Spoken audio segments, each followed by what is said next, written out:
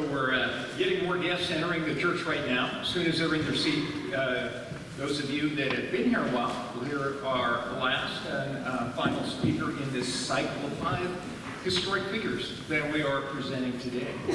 And after the 5th speaker, those of you that are here, that have been here a while, it's time for you to leave. Please exit out this door here or over on the sides. We have more people coming down the center aisle.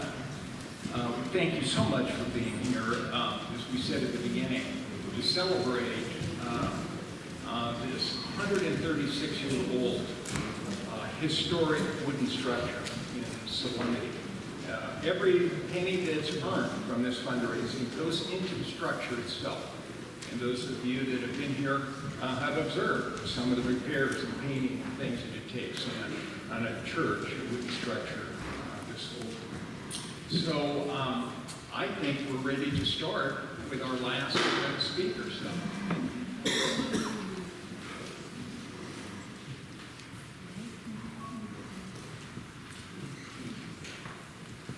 Last but not least, we have Etzel. Vince was a bachelor that lived his entire life here in Sublimity. His great-nephew, Miles Dodd, will be portraying him wearing Vince's hunting hat and flannel shirt.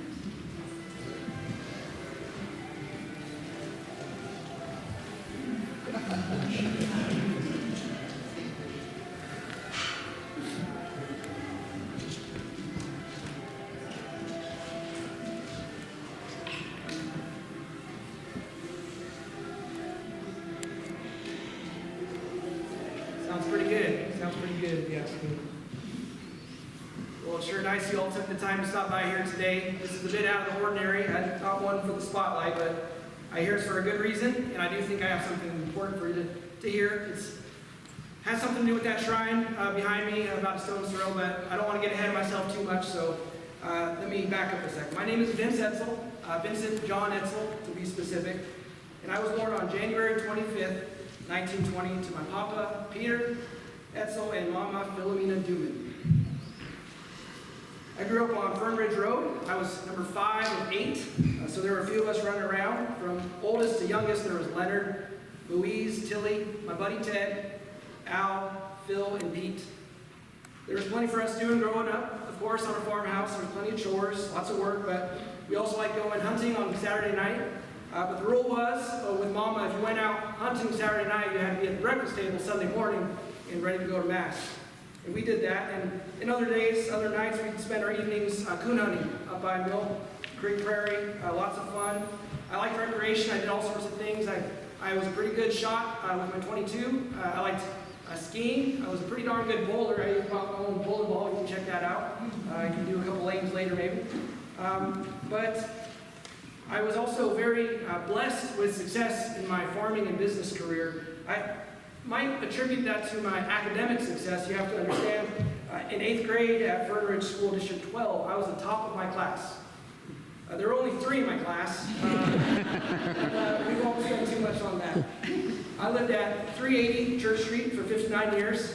I first moved into the house in 1949, but before I lived there, my mom and Philomena lived there. It was built for her since she needed to move out of the farmhouse to make room for all our kids who needed to grow their crops and grow their kids. She only had 2 conditions. 1, it needed to be close to church, and 2, it needed to have a chicken coop. Well, it's that blue house right behind me, maybe 2 stones throw away, and so that checked that box. It's on Church Street. We got that covered, and it did have a chicken coop. The unfortunate thing about the chicken coop is one morning while checking the chickens, she slipped and fell, got hurt real bad, and due to complications, she had an unfortunate death. May she rest in peace. I ended up joining the U.S. Army. In the States, I served in the bitter cold of Alaska and the sweltering heat of Kentucky. I also served a tour in the European theater during World War II. It was in Alaska where I strengthened my faith in my habit of praying the rosary, and I felt the Holy Spirit often. I believe it was the Holy Spirit in Alaska that called me to join the paratroopers, which at the time the training was in Kentucky. So during the transfer from Alaska to Kentucky, I had the fortunate circumstance to stop by home along the way. I had heard my papa wasn't in great health, so I thought it was important to stop by. What I learned upon my arrival to the farmhouse was he was real real bad health. And I was able to say goodbye to him shortly before he passed. Now you have to understand, in the 40s, in a world without cell phones and social media and email, this was a great consolation to be with my dad as he passed. While in the military, I learned a lot. While driving heavy machinery up in Alaska, that was directly transferable to tractors and heavy machinery when I came back home. But also, I learned how to practice my faith wherever I may be. For instance, while in Germany, I kept guard on a machine gun mounted truck in the dead of night as planes flew right over my head, not knowing if they were our planes or someone else's planes, whether they were enemy paratroopers or bombs. You hear a lot of things in the dead of night when you're by yourself. These nights were great times to pray, I'll tell you that.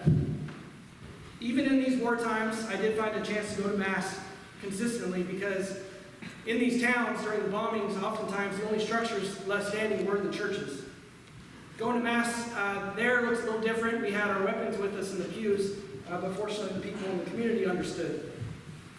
I experienced a lot in the European theater. I had a vision, very vivid, a dark, I'll call him a creature or a spirit was in my dreams, very detailed with the layout of where we were patrolling at the time, and was giving me a warning in my platoon, a warning not to go down a certain road at a certain time. I woke up from that dream and I shared it. I was a little hesitant because I didn't think people would believe me. I didn't want to be seen as crazy. But based on that dream, it did prevent myself and my fellow soldiers from walking into an ambush, so I'm very grateful for that. People who knew me well said I was a man of great faith and prayer, but frankly, that's not for me to say. But I have to say, it's hard not to believe the power of prayer and faith when you have some of the experiences that I just told you about. Being in war puts life in perspective.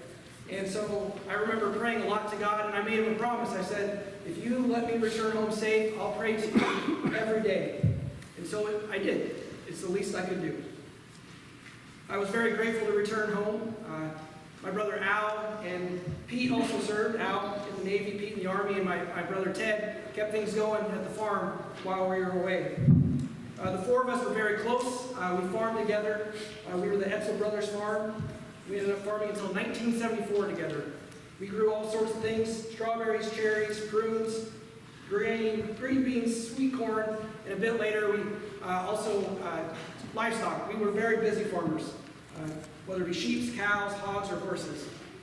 Horses I loved. I loved riding horses. I had a deep affection for horses. I even have my own saddle I brought here. I won't lie and say I rode it today. I rode on some heavenly horses today, but this is my saddle, and it has my name on it.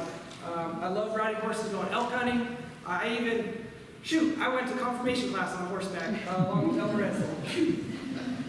In 1975, my brothers and I began farming independently, while still supporting each other whenever one of us needed a helping hand. Besides farming, we like to play music, for sure. What do y'all think that song when I walked in? I don't know if you recognized it, but that was Snow Deer. We would play that often to kick things off. The Etzel Band is what we called ourselves, and we were something. We were something. It wasn't uncommon for my siblings and I to be at weddings and other get-togethers and such. And I knew my way around a guitar pretty well. I even brought it here, and I do want to thank my nephew Ron for keeping it in good shape. I won't try to play it right now. We don't have enough time. But you can take a closer look at some pictures here of the band. They look pretty sharp, if you ask me. But as you look a little closer, it reminds me of the story of how myself and my siblings learned how to play music in the first place. See, growing up, when it was dinner time, there were a lot of us little ones rolling around, but we didn't eat until Papa came back in from the fields. So with a bunch of us rascals rolling around, my mama had to keep us busy until it was time to eat. Patience wasn't in full display at those times, you could say. So to keep us busy, she would teach us how to play music by keeping the rhythm and the beat with pots and pans and spoons.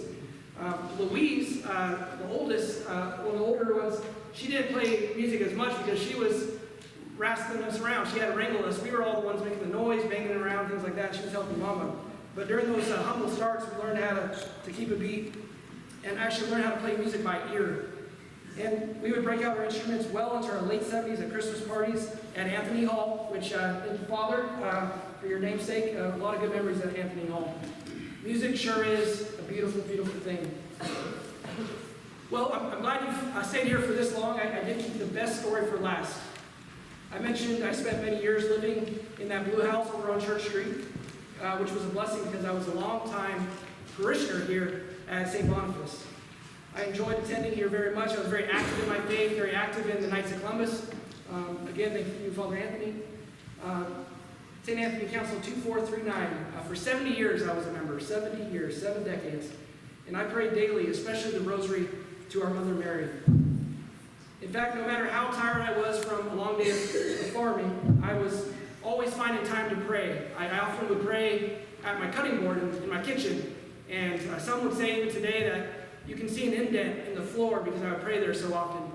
I'm not so sure about that, but fortunately, you can check with my great-nephew, Miles. He actually lives there now with his family. And he just had a son about 7 weeks ago, and named him Maximo Vincent Dodge, which is pretty cool. And come to think of it, another great-nephew named his son, first name Vincent, and then a niece named her son Dawson Vincent. So I guess the kids these days would say, I'm trending, I suppose. Staying close to family is important. It's very important because family has a big influence on your faith. They're very tied together, and I'm very grateful for the great deposit of faith my parents and family nurtured early on in me, and I'm very humbled to say God has acted in my life in very special and unique ways that have strengthened my faith. Now, I've told you examples of my vision in Europe and the consolation of seeing my father pass away. Those were consolations and blessings for sure. But the story that takes the cake is the creation of the shrine, the Sacred Heart Shrine behind us, where I continued to be such a strong proponent of faith. I wanted to leave a mark there. And the story behind the shrine is this. The following occurred on the evening of December 28, 1979, at my home off Church Street, and are my own words. I had just gotten up from saying my evening prayers and my rosary when I was enclosed in a cloud that formed a wall around me, and I was not able to see anything in the house. There was a fragrance like a benediction service. I felt like somebody was there, but I could not see anybody or hear anything. I felt a breath like somebody was breathing on me, and I was in a different world. I don't know how long this lasted. All at once I could see the inside of my house again, but I could not move for a while. Finally, I knelt down again, asking God for help and thanking Him that I was still alive.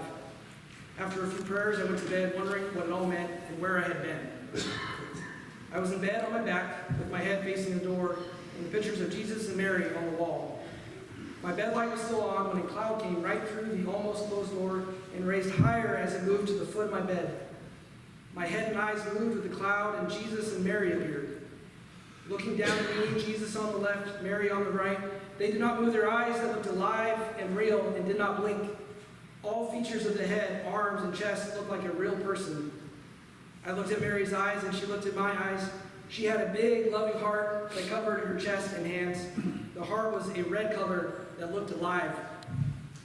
Then my eyes moved to Jesus, who was looking at me. His eyes looked real and loving. His big, loving heart that covered his chest and hands looked alive and real also. Then all at once they were gone. I did not see a cloud when they left.